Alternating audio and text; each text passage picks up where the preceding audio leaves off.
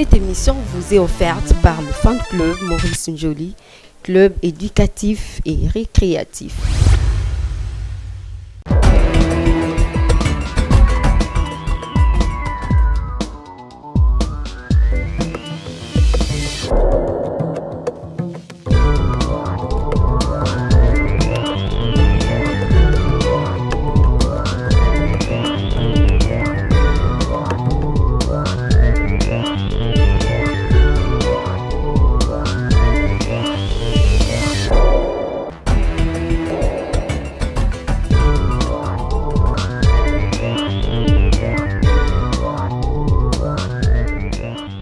Chers téléspectateurs, c'est avec beaucoup de plaisir que je vous présente cette émission.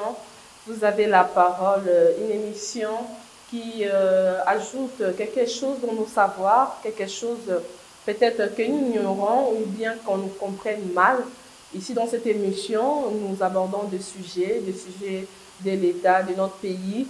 Question pour nous d'essayer d'améliorer les choses et aussi à essayer de faire avancer les choses. Donc voilà pourquoi est-ce que nous sommes là ce soir. Je vous dis merci, vous tous qui nous suivez de partout ici à Kinshasa, partout à Brazzaville, partout également dans le monde via Internet. En tout cas, merci de nous faire confiance. Merci d'être toujours au rendez-vous de cette émission. Vous avez la parole. Aujourd'hui, nous allons parler de la gratuité de l'enseignement ici dans notre pays, la RDC, avec M. Gabriel Ngandou qui n'est plus à présenter. Ici, dans cette émission, vous avez la parole. Mais avant, je dis quand même merci à l'équipe technique de EVTV qui nous accompagne ce soir. Je dis merci beaucoup à David Likanga, à toute la grande famille de EVTV, Luther Lupeta, merci à toi. Merci à Patumbaki, Gauthier Enfou, toute la grande famille. En tout cas, merci beaucoup à vous. Merci à mon DG, M. Sembeng Gouma. Je dis également merci au fan club Maurice Njoli, au président M. Maurice Njoli. Merci également à vous. Donc voilà, nous sommes là aujourd'hui, comme je l'ai dit tout à l'heure, pour parler de la gratuité de l'enseignement qui fait débat aujourd'hui. C'est déjà la rentrée scolaire depuis le 4 octobre où nos enfants, nos frères et sœurs ont repris le chemin de l'école. Mais il y a encore beaucoup de choses qui se disent, qui se fait, qui se sentent par rapport à la gratuité de l'enseignement. Les enseignants ne sont pas du tout satisfaits, ne sont pas d'accord, ne sont pas contents par rapport à leurs conditions de travail, par rapport à leurs primes espérées, leur salaire. Donc il y a déjà des grèves en vue par rapport à cela. Avec M. Gabriel Ngandou, nous allons essayer encore un peu plus de parler de ces sujets qui fait vraiment mal l'avenir de nos enfants, l'avenir de nos frères et sœurs dépendent de ce que nous allons entreprendre aujourd'hui. Bonjour, M. Gabriel Ngandou. Bonjour, madame. Vous allez bien? Oui, je vais très bien. Voilà, nous voici encore avec vous. Nous espérons avoir encore plus de la matière à ces sujets.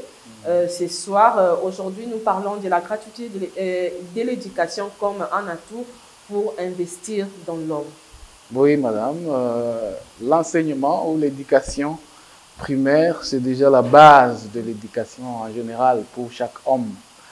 S'il faut un peu faire la récapitulation de ce dont nous avions parlé l'autre fois, j'avais montré qu'avant d'en arriver à se poser la question de savoir d'où vient la gratuité, il faut d'abord la situer dans le cadre mondial de la planification et dans le cadre national. L'objectif qui nous a amené à décréter la gratuité de l'enseignement vient du fait qu'il y a eu des décisions mondiales qui ont été prises pour que au moins toute personne sur la planète Terre ait au moins accès à l'éducation primaire. Ça, c'était de 2000 à 2015. Mais de 2015 à 2030, on a dit que toute personne devait avoir l'accès à l'éducation d'une bonne qualité. Et étant une nation, un pays comme le nôtre, nous sommes partis de la planification de cet objectif et nous sommes partis aussi des besoins réels de notre population à la base pour définir notre finalité qui est éradiquer l'analphabétisme à tout prix. Alors, s'étant fixé cet objectif, et il a été inévitable de décréter l'éducation primaire gratuite. Alors, c'est la raison pour laquelle on la trouve comme une matière dans la Constitution de 2006.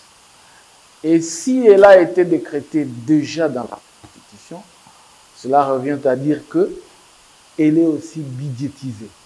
Donc, il y a un budget qui sort, logiquement, oui, parce que on n'a pas été si bête pour décréter la gratuité dans la Constitution et ne pas en avoir le budget.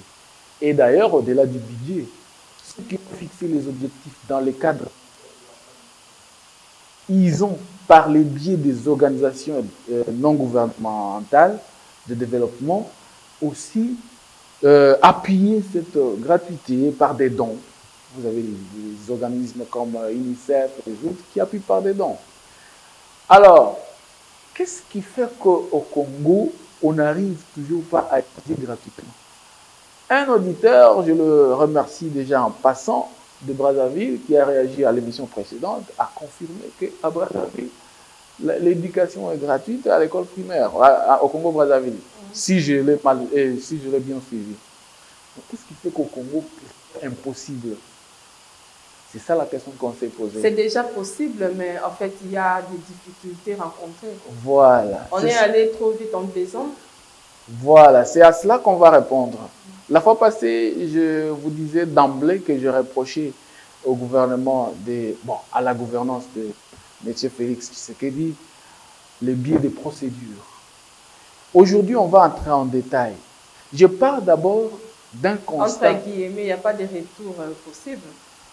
Retour à quoi? Du fait qu'on a déjà lancé la gratuité de l'enseignement, donc au lieu de condamner la procédure et cherchant à pallier à la situation pour avancer, parce qu'on ne peut plus dire, on s'est réveillé aujourd'hui, on dit que bon, on a mal procédé, donc ça ne sera pas possible, on en arrête avec la gratuité de l'enseignement et on essaie d'améliorer les choses pour y arriver. Ce genre d'analyse que nous faisons avec vous, ce sont des analyses scientifiques. Nous ne sommes pas trop politiques. Ce qui fait que, au bout de cette analyse, il y aura des propositions. Voilà. Je pars du constat d'un écrivain qui avait écrit déjà en 1965. Il disait, le problème de développement au Congo a pour centre l'homme. L'homme considéré de deux manières. L'homme de science, l'homme de réflexion et de connaissance. Ça, c'est une facette. Mais aussi l'homme honnête, ayant la mentalité tournée vers le développement, grâce à la culture de certaines vertus. Ça, c'est l'autre facette de l'homme. Et lui avait déjà dit en 1965 que ni l'un ni l'autre ne se trouve au Congo. C'est-à-dire, on n'avait pas un homme de science, un homme de culture. Et c'était vrai. D'où il faut investir dans l'homme. D'où il faut investir dans l'homme. On y arrive petit à petit. Mais moi, aujourd'hui, 60 ans après ou 55 ans après, j'affirme qu'on a déjà l'homme de science, l'homme de connaissance, l'homme de réflexion. On en a. Il y a beaucoup de preuves. Mais l'homme honnête, ayant la mentalité, grâce à la culture de certaines vertus, là, on ne l'a pas encore. C'est là que peut intervenir cette maxime qui dit que science sans conscience n'est que ruine de l'âme. Quand on connaît trop, on émet une jactance pour épater les gens, mais on n'a pas la mentalité tournée vers le développement, on n'est pas honnête, on procède à une destruction intelligente du pays. À l'époque, destruction bête du pays. Mais maintenant, c'est une destruction intelligente. Allons maintenant au sujet relatif à l'éducation primaire et à sa gratuité. Notre pays a décrété la gratuité. Je vais déjà circonscrire la politique de l'éducation dans la politique générale du pays. L'État moderne n'est pas comme l'État traditionnel, qui n'était que gendarme, protéger la population, ainsi de suite. L'État moderne, c'est un État providentiel qui doit produire aussi. L'État produit quoi? L'État produit des politiques d'un côté, pour répondre aux problèmes collectifs de la population. Ce même État-là produit aussi des produits, des biens et services. C'est pourquoi vous voyez qu'il y a des sociétés et des établissements de l'État qui sont transformés en sociétés publiques, tout ça, de sociétés commerciales, ainsi de suite. Alors, maintenant, dans son attitude providentielle, l'État a ses missions, des missions économiques, missions techniques, missions sociales et des missions éducatives et culturelles. C'est dans ce cadre de missions éducatives et culturelles que l'État doit fournir les efforts pour répondre, pour accomplir l'objectif numéro 4 des ODD de l'horizon 2015-2030 qui veut qu'on puisse permettre l'accès à l'éducation de bonne qualité à tout le monde. Et notre État a bien réfléchi de se fixer l'objectif d'éradiquer l'analphabétisme à tout prix. Mais qu'est-ce qui s'est passé déjà? Ça, c'est mon analyse. Dans la logique de la dépendance entre l'administration publique et l'idéologie politique, l'État, je signale que l'administration publique, c'est la même. Et elle est autonome de par sa bureaucratie, sa technocratie et sa technostructure. Mais elle est aussi dépendante de la politique parce que c'est la politique qui lui fixe les missions. Alors nous sommes dans la mission éducative. La politique a dit on doit éradiquer l'analphabétisme à tout prix. Alors, l'administration publique a pris la vision, la mission, et elle attend maintenant que l'État lui montre la directive. L'État dit dans la Constitution que l'éducation est gratuite. Maintenant, comment procéder? Mettez en œuvre cette gratuité. Il faut lui donner les moyens. L'État doit disposer des moyens. Maintenant, dans la même... Voilà. C'est dans la même dépendance de cette administration-là à l'idéologie politique qu'on a eu le mal. Le mal, c'était quoi? On a eu une mauvaise idéologie politique dans le passé.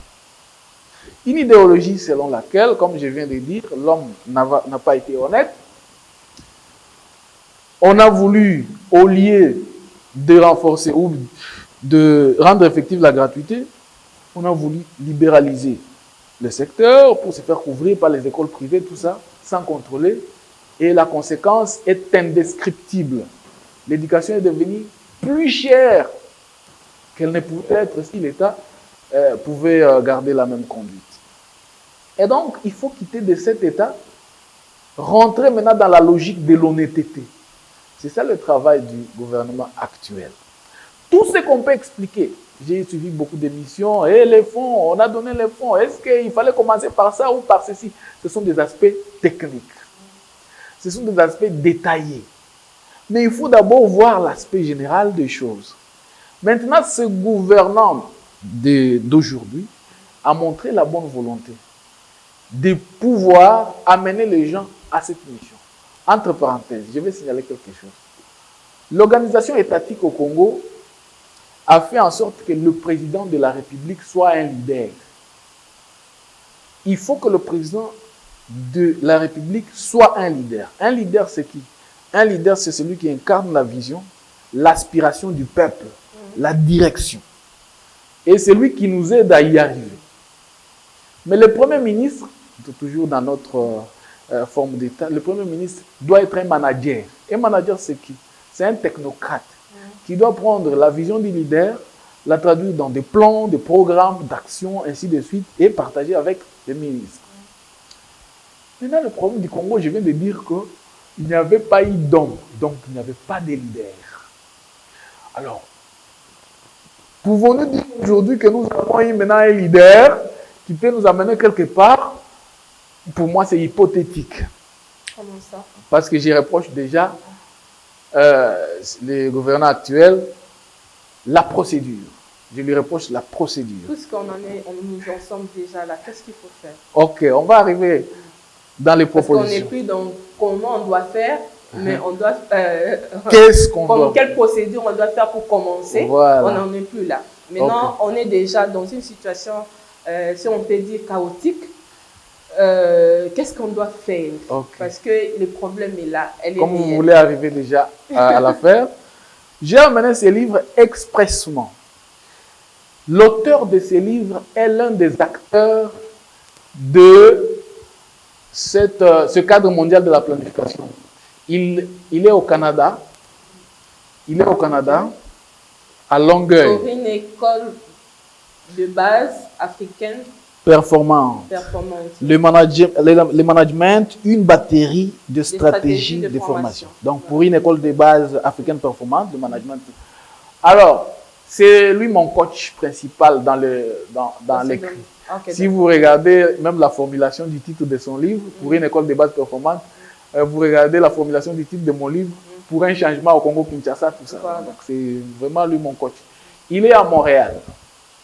Il fut l'un des acteurs de ce cadre mondial de la planification dont j'ai parlé. Dans le forum de 1990, je pense à Vietnam ou un pays asiatique comme ça, et dans le forum international sur l'éducation pour tous au Sénégal. Il y a participé, donc il a contribué à la fixation des objectifs du millénaire. Ce livre est essentiellement axé sur les compétences managério-éducatives des directeurs d'école primaire, que moi j'appelle les gestionnaires de l'école des bases. Ils doivent adopter la mentalité de gestion de l'école des bases. Pourquoi je vais sur ce terrain? C'est pour vous faire comprendre et répondre à votre comment on doit faire. Vous avez, comme moi, vu comment le ministre de l'EPST a effectué des voyages dans tous les pays pour juste organiser des examens d'État. Est-ce que le ministre, qui est du pouvoir de l'impulsion centrale, doit faire toutes ces descentes comme s'il n'y avait pas de gens? Alors, ce livre parle de ces compétences managério-éducatives des directeurs ou gestionnaires de l'école des bases. C'est-à-dire, au lieu que le ministre se déplace, tout ça, sa vision, ce qu'il pense, lui, là, pour se déplacer et commencer à voir si ça s'applique, il doit déjà le partager avec ce genre-là, pour qu'eux, à leur niveau, déjà, que ça soit mis en œuvre, il n'aura pas besoin de se déplacer. D'où investir dans l'homme. Voilà, nous sommes en train d'arriver là petit à petit. Ouais. Il n'aura pas besoin de faire des voyages, être derrière les gens. Ces gens-là sont des gens déjà, sont des scientifiques, ils ont étudié. Et comment faire, peut-être, c'est ça la question que vous pouvez me poser, comment faire pour que ce ministre, au lieu de se déplacer comme ça, puisse parvenir à incarner ce qu'il pense dans les gestionnaires de l'école des bases. Et d'ailleurs, en parlant déjà, je peux proposer à ce ministre de chercher cet ouvrage. C'est imprimé aux États-Unis par Lulu Print. Il peut le commander, il peut entrer sur Amazon. Il va l'avoir. Ça peut l'aider à gérer son secteur. Ouais, c'est pas, cet écrivain, c'est pas moi. Si c'était moi, on peut dire, bon, c'est un petit Congolais. C'est un des acteurs des objectifs. C'est ça, en fait, aussi les problèmes. Des fois, on ne se fait pas confiance. Voilà. Maintenant, celui-ci, c'est un des acteurs du cadre mondial de planification. Donc, le ministre, moi, personnellement, après avoir lu ce livre, que maintenant, là, le ministre de l'EP, ça va l'aider beaucoup.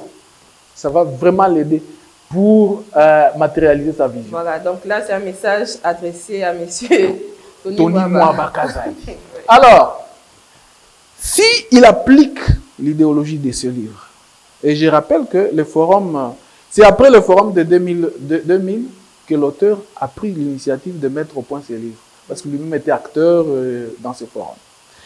Alors, le forum était centré sur l'éducation pour tous. Alors, sur la pertinence, le caractère primordial de l'école des bases pour le développement des pays du Sud, c'est-à-dire des pays de l'Afrique.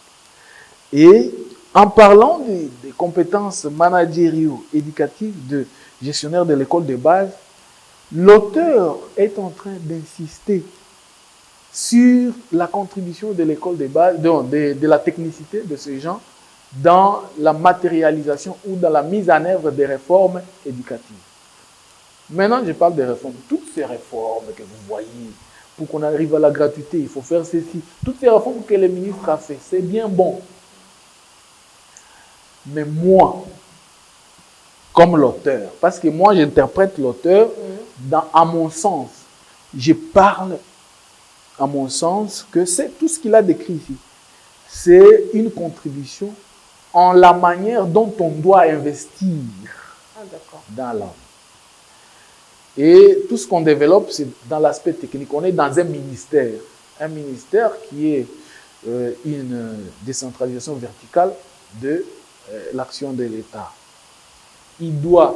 Maintenant, concrètement, me demanderiez-vous, bien sûr, qu'est-ce qu'il doit faire le ministre pour que ces gestionnaires-là... Alors je réponds.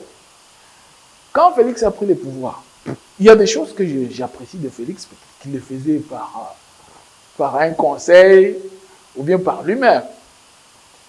Il a constaté qu'il fallait incarner sa vision parce que la représentation du chef de l'État dans les entités ou dans les provinces ou dans les entités, ce sont des gouverneurs et des gestionnaires des entités.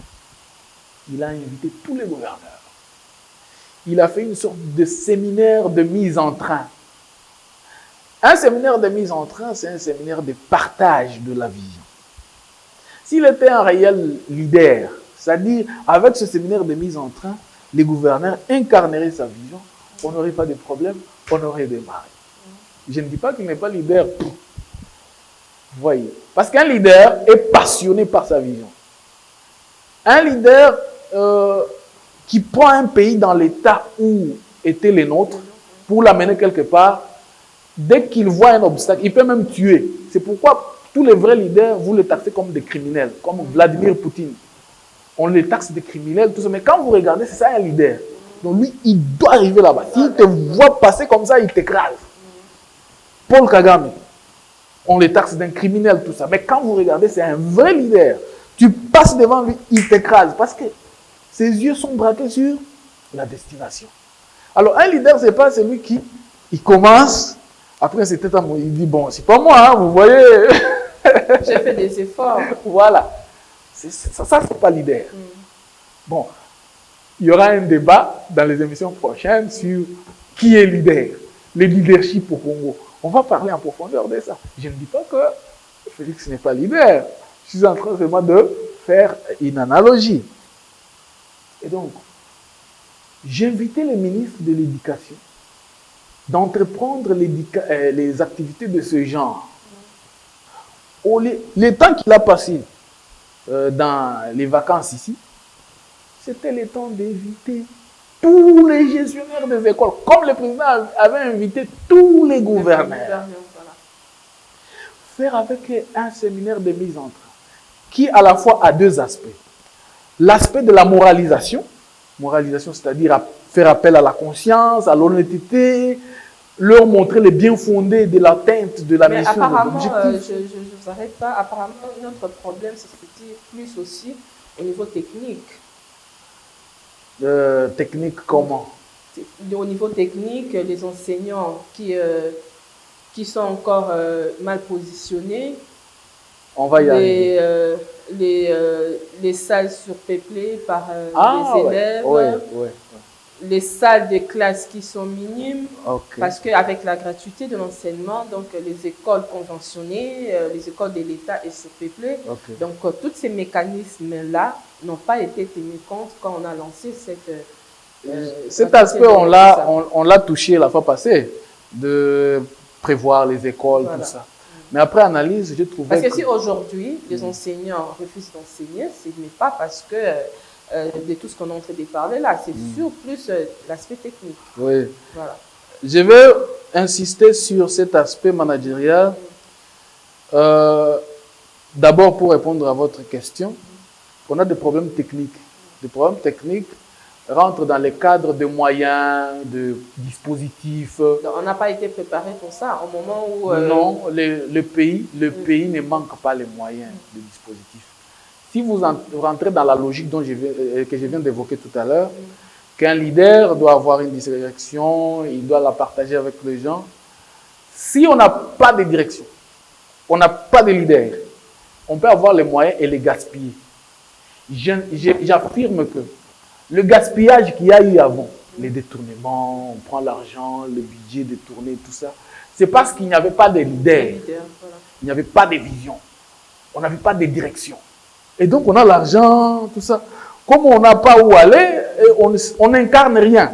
On se les partage, on fait n'importe quoi. Mais s'il y a une direction, donc le problème n'est pas à ce niveau-là. Le problème est à la fois là-bas et surtout à la vision, au leadership. Alors, commençons par la direction. C'est ce qui va motiver les sérieux en amont. Parce que si vous voulez que les sérieux soient en amont, sans savoir à quoi on va aboutir, il n'y aura toujours pas du sérieux. Alors, pour entrer à ce que je disais, si le ministre incarne la vision du président de la République, s'il y en a une, si réellement aussi le président de la République, c'est la raison des conseils des ministres qui sont d'ailleurs multipliés pour le moment. Si le président de la République a bien partagé sa vision globale, et le ministre dans son secteur va faire la même chose. Le temps qu'il a passé dans les vacances ici, il invite tous ces gestionnaires de l'école de base. C'est ce qui doit être fait alors. Voilà. Il les incarne la vision. Il fait appel à leur connaissance pour l'honnêteté. Parce que l'homme là, l'homme scientifique, au début j'ai dit, l'homme des sciences, l'homme des connaissances, l'homme des réflexions, on en a. Ouais. Mais l'homme honnête et à la mentalité tournée vers le développement, on n'en a pas encore. Voilà. Il faut appeler ces gens. Faire appel à leur conscience, à l'honnêteté, à la culture de certaines vertus. Ce sont des hommes, ce ne sont pas des animaux. Ils vont comprendre. S'ils voient le sérieux en vous et vous leur partagez, bon, moi je ne pense pas qu'ils sont aussi cruels à réfuter ce qui est bon pour tous. Non. Parmi eux, même si tous n'arrivent pas à changer au même moment, parmi eux, il y aura déjà une équipe qui va changer. Et ça va épargner le ministre à être... C'est une fausse ou bonne information. Quelqu'un me dit, le ministre est allé jusqu'à vérifier à l'inscription ici, dans certaines écoles où on percevait déjà des acomptes, des frais, tout ça. Lui-même, le ministre, est-ce qu'il doit descendre pour... Alors, je me suis dit, est-ce que le Congo, c'est un État ou c'est un non-État? Si le ministre doit commencer à descendre juste dans une école, comme si l'administration publique n'était pas organisée. Ce qui est vrai, c'est que cette administration publique a été inféodée par les antivaleurs. Commencez par là. Vous voulez venir avec des valeurs. Est-ce que M. Tshisekedi et M. Tony Mwaba, bon, doit-on commencer par entrer dans une maison avant de la balayer? Ou bien on commence par la balayer avant de s'y installer? Vous achetez une maison. Belle soit-elle. Donc nous, on a fait le contraire. Ouais, mais une maison belle soit-elle, voilà. Vous avez l'argent. Vous achetez des bons mobiliers en or, tout ça. Vous venez dans la maison, boum, vous faites entrer. Vous commencez à installer. C'est ce qui est en train d'être fait. Ouais. Bon, moi, je pense que la moindre des choses, c'était d'abord de balayer la maison. C'est quelque chose de... Donc c'est l'info, on doit faire un pas en arrière. Ce n'est pas un pas en arrière. En fait, donc comme on dit toujours, reculer pour mieux sauter, peut-être il faut essayer un peu de recadrer les choses pour il n'y a rien qui doit à être l'objectif, arrêté. Parce que l'objectif, c'est la gratuité de l'enseignement, ça doit être réussi. Ces actions peuvent être concomitantes. Hein. On est déjà dans la mise en œuvre des moyens. Maintenant, vous donnez les moyens aux écoles. Vous donnez les moyens, tout ça. Et vous constatez que ces moyens sont gaspillés. Des fois, il y a des blocages. Est-ce que ces moyens arrivent-ils aux écoles? C'est ça le problème. Il faut que je souligne quelque chose. Oui. Sur le plan technique, en tant que manager, je suis du management public, dans l'indépendance de l'administration publique, si le gouvernement qui est sa tête ne coopère pas bien avec cette administration publique qui est la mémoire de l'État, il y aura un défi technique, c'est-à-dire l'administration peut bloquer. Alors ce qui s'est passé, c'est quoi? Cette administration qui a été inféodée par des circuits de mafia se trouve devant un fait que le gouvernement qui vient, c'est un gouvernement de justesse et de justice. Alors, il fallait commencer par le commencement, la conscientisation, avec cette technique que je viens de donner. Oui, Effectivement, conscientiser, faire des réunions de mise en train, de conscientisation, avant même de lancer la chose. Voilà. Alors, quand vous faites ça, dans l'administration, vous allez déjà paralyser le circuit de mafia et de mauvaise volonté. Maintenant, quand vous ne faites pas ça, ce circuit est là, vous rencontrerez des oppositions, tout ça, et des mauvaises informations, des faux rapports. C'est ce qui se passe. Un secrétaire général d'un ministère, parce que c'est celui, la tête de l'administration, la mémoire de l'État. Vous ne coopérez pas bien avec lui, ou bien si lui aussi n'est pas cet homme honnête et a la mentalité tournée vers le développement, il vous fait des faux rapports et vous prenez de mauvaises décisions. Et en aval, vous constatez que rien ne change. De faux rapports, vous prenez des décisions. On voit que ce sont de bonnes décisions. On arrive sur le terrain, rien ne change. Le mal est sur le point technique. Donc, on doit à tout prix investir dans l'homme. Voilà, on rentre maintenant dans investir dans l'homme. Vous voyez maintenant l'importance dont on parlait globalement. Dans tous les problèmes que nous rencontrons, si Voilà. on n'investit pas dans l'homme, rien ne changera. Ouais, vous voyez, dans la première émission, on a parlé en général d'investir dans l'homme pour un changement. Je disais même l'autre fois que moi, l'homme que je cible, ce n'est pas nous. Nous sommes corrompus, nous sommes ceci et cela. L'homme dans lequel il faut investir, ce sont des enfants qui sont encore à l'école primaire et secondaire. Maintenant, au lieu de nous commettre à investir dans cet homme, il y a encore des mafias qui bloquent encore cet investissement. Voilà. Tu vois, c'est ce qui est macabre, ce qui est fâcheux. Alors, j'aimerais bien que cette émission aille le plus loin possible pour toucher tous ces parents. Bon, parce qu'elles pensent qu'en détournant, en bloquant l'État, tout ça, elles sont bien, les enfants étudient dans des écoles internationales, tout ça. Mais écoutez, messieurs, si le bonheur général du Congolais n'est pas garanti, le bonheur individuel de ta famille et de toi-même n'est pas aussi garanti. Tu vois que dans les sociétés développées comme les États-Unis, dès que tu arrives millionnaire, tu ne redeviendras plus pauvre. Pourquoi? Parce que la structure économique est stable. Elle évolue, elle va de l'avant. Ton argent circule là-bas. Et tu ne deviendras que millionnaire. Pourquoi? Parce que le bien-être général est déjà établi. Mais chez nous, Moïse Katumbi ici peut un jour devenir pauvre comme moi. Pourquoi? Parce qu'il est seul le riche. Il n'y a pas un système qui le soutient. L'argent ne circule pas dans un système fiable. Ça combine donc. Et moi, locataire, non? Donc ça doit interpeller tout le monde. C'est pourquoi j'ai dit l'homme honnête. Ce sont des choses qu'on ne comprend pas en fait.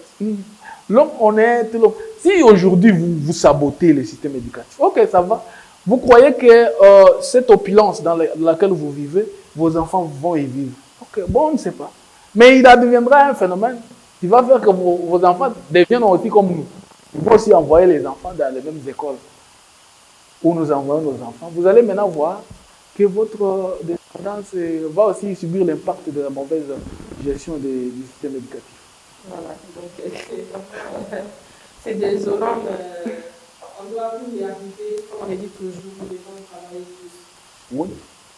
Vous venez de dire ici. Non seulement aux personnes qui gouvernent, mais aussi à nous, les personnes qui viennent, qui bénéficient en fait de cet enseignement. S'il faut le dire brièvement, il faut demander à ceux qui gouvernent, parce qu'ils sont en position de décision, leur demander de cesser avec la mauvaise volonté, de voir le Congo dans le futur. Ce qu'ils font aujourd'hui là, c'est ce qui conditionne le Congo de demain. Laissez ces enfants bien étudier, laissez ces enfants accéder à l'éducation. Dans ce livre, il est même parlé de la prévoyance de l'État. L'État doit prévoir des dispositifs, des matériels, tout ce qui peut encourager l'accès à l'éducation aux enfants. Parce que le forum de 2002 disait quoi? Que l'éducation de base est primordiale pour le développement des pays du Sud, surtout nous. Nous devons commencer par... Qu'est-ce que l'éducation de base d'abord en fait? L'éducation primaire, on voit comme si c'est quelque chose de simple. Il y a même des gens qui font sauter leurs enfants des classes. Non! L'éducation de base, c'est la transmission des rudiments. de connaissances émotionnelles de base. Je dis bien émotionnelles. Déjà, quand on parle de connaissances émotionnelles, on est déjà dans la direction de la morale, de l'éthique et de l'honnêteté.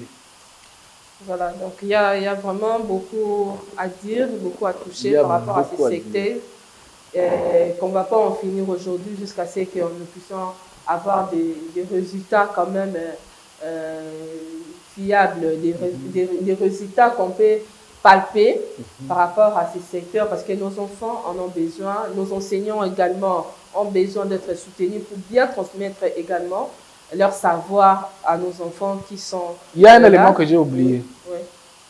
Toujours dans ce livre. Parce qu'il parle des compétences managériales éducatives, oui. Il insiste sur le fait que techniquement, quand on aura à parler avec les gestionnaires de l'école de base, qu'on leur imprègne techniquement la gestion axée sur l'homme et celle axée sur la tâche, c'est-à-dire la combinaison de la théorie X et de la théorie Y du management. S'occuper de l'enseignant comme une ressource humaine à développer et à mettre à l'aise, et s'occuper de l'enseignement comme le produit ou la matière même que l'État doit produire. Mais c'est dommage de retrouver aujourd'hui un enseignant avec face à 80 élèves dans une même salle. C'est vraiment incroyable. C'est épuisant d'abord. Voilà, c'est incroyable. Donc, faut tenir compte de tout le découpage. Il faudrait quand même que l'enseignant puisse connaître tous ses élèves. Une classe avec peut-être 30 élèves, oui, ça va. Pour être efficace donc, dans leur prise en charge. Voilà, donc c'est dommage, mais je pense qu'avec la bonne volonté, avec le changement de notre mentalité, on peut y arriver si nous mettons nos siens par rapport à ces secteurs-là. Monsieur Gabriel Ngandou, nous sommes presque déjà à la fin de cette émission, mais je crois qu'on va encore y revenir à ces sujets parce que nous, tous les spectateurs, les personnes qui nous suivent, ont besoin d'entendre ce genre de choses pour essayer, chacun à son niveau, essayer d'apporter toujours un pierre par rapport à cela. Mais avant de conclure cette émission, j'aimerais quand même qu'on puisse prendre un élément, si David est d'accord avec moi, qui va plus, on voit le fan club Maurice Njoli avec ses œuvres, avec ses activités. Lui aussi, de son côté, il apporte un pierre par rapport à la jeunesse, parce qu'on doit investir dans l'homme, on doit investir dans la jeunesse. Si on donne des cadres idéal à la jeunesse, on ne verra pas de jeunes pour Luna, on ne verra pas de jeunes dans la rue. Donc voilà, juste cette petite illustration et nous retrouvons sans doute pour clore cette émission.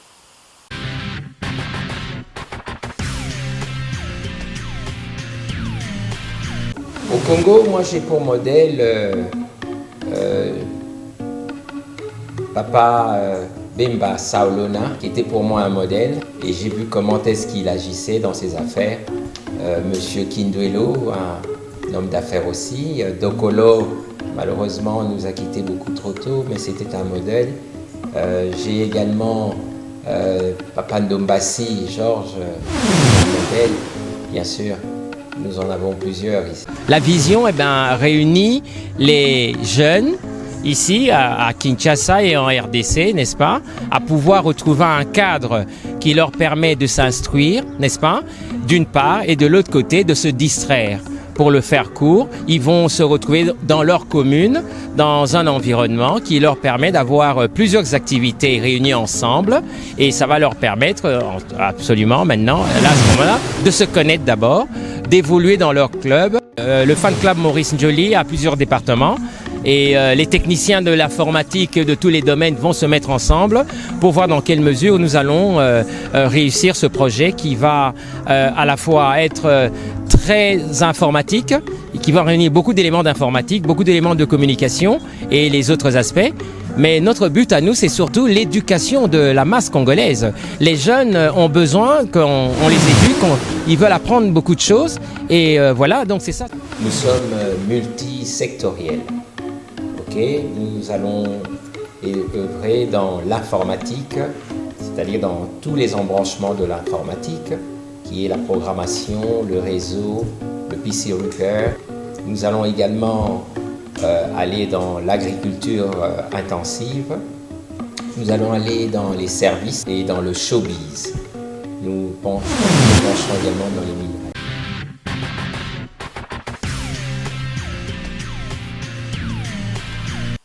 Et voilà, nous sommes à la fin. C'est Gabriel Ngandou. Qu'est-ce qu'on peut retenir pour aujourd'hui? Pour aujourd'hui, on doit retenir le fait que la vision de l'État en sa mission éducative et culturelle n'a pas été suffisamment partagée. Tout ce qu'on voit ne sont que des conséquences. Tout ce qu'on décrit, les fonds est sorti, les fonds n'est pas arrivé. Ce ne sont pas des causes, ce sont des causes immédiates. Pour résoudre ces problèmes, il faut adopter la méthode de l'arbre à problème. Chercher les causes immédiates, les causes sous-jacentes et les causes structurelles. Et moi, je parle de causes structurelles. Il fallait balayer la maison avant d'y habiter. Puisqu'on a déjà habité. Bon, maintenant, comme on a déjà habité, On va soulever. oui, comme on a déjà habité la maison, mettez en évidence tous les biens qui sont dans la maison, balayer, c'est simple. Ouais.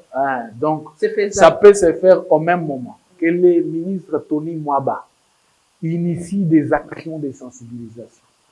La justice fait son travail. Ce n'est pas, dans l'émission précédente, je vous avais dit que la seule coercition de l'État ne change pas les gens. Il faut à la fois punir et sensibiliser. Le ministre doit faire un peu cette technique d'appeler tous les gestionnaires de l'école, de base surtout, et leur imprégner la vision à la fois de manière technique et de manière morale. Donc, pour qu'on puisse voir maintenant la suite, si ça va s'améliorer. Et puis, on va multiplier ce genre d'actions jusqu'à ce qu'on ait cet homme honnête. Voilà, donc merci beaucoup. Nous croyons toujours au changement, nous croyons à un nouveau. Nous y croyons parce que si déjà on doit être négativiste, on va rien faire, on va rien entreprendre. Donc, il faut y croire, il faut donner la chance à la personne humaine, puisque nous sommes humains, de changer et faire des choses dans le bon sens. Donc, j'espère que nous allons y arriver. Merci beaucoup, M. Gabriel Ngandou. C'est moi qui vous remercie, madame. Merci également à vous, très chers téléspectateurs, de nous avoir suivis avec beaucoup d'attention. Vous avez des questions pertinentes à poser à M. Gabriel Ngandou. N'hésitez pas, écrivez-nous. Les numéros est là affichés au bas de vos écrans. Donc, on sera toujours là pour vous servir. Merci beaucoup à l'équipe technique. Merci à M. Selben Gouma. Merci à M. Maurice Njoli. Nous vous retrouvons prochainement pour un nouveau numéro de cette émission. Vous avez la parole. Cette émission vous est offerte par le fan club Maurice Njoli, club éducatif et récréatif.